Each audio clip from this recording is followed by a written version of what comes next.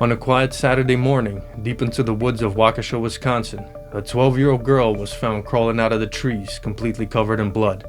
She had been stabbed 19 times by her two best friends, and they did it for Slender Man. The story begins on May 31st, 2014.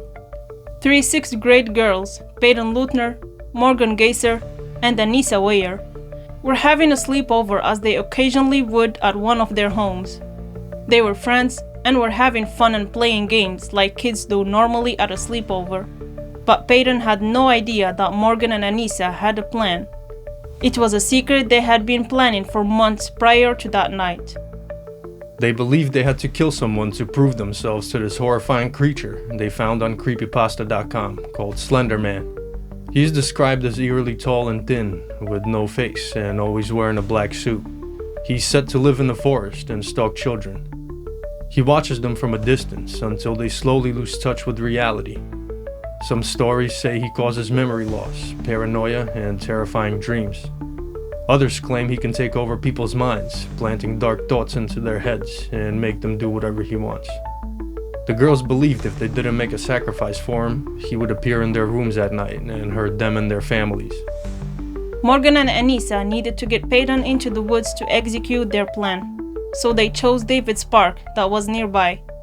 They suggested to play a game of hide and seek to get her there, and she agreed.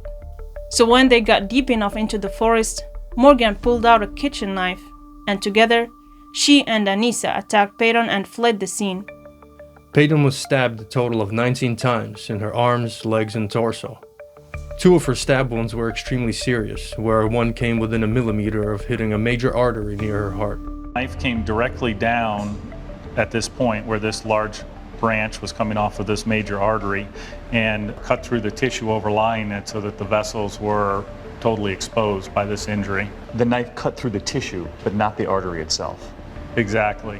The knife stopped. But somehow, after that gruesome attack, she managed to slowly crawl to a nearby bike path, where a passing cyclist spotted her and called 911.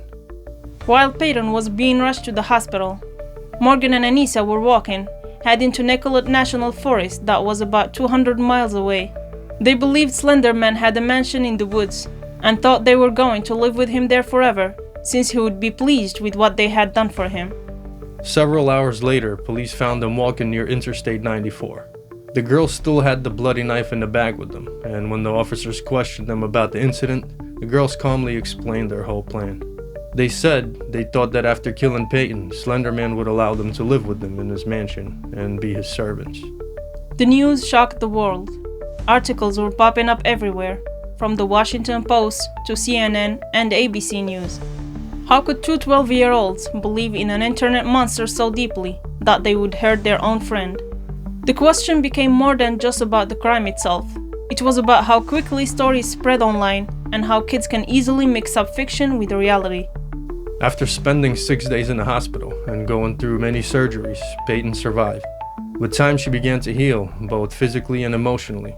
But the damage left behind was deep because her trust had been broken by people she loved. In interviews, her parents said the hardest part was knowing it could have ended much worse. Morgan Geyser was diagnosed with schizophrenia, the same illness her father had. She was found not guilty by reason of mental illness and was sent to a mental health institution. Anissa Weyer was also found not guilty by reason of mental illness and served time in a different facility for her shared delusional disorder. Both girls were later granted conditional releases after years of treatment. The Slender Man case became a warning to parents, teachers, and anyone raising kids in a digital world.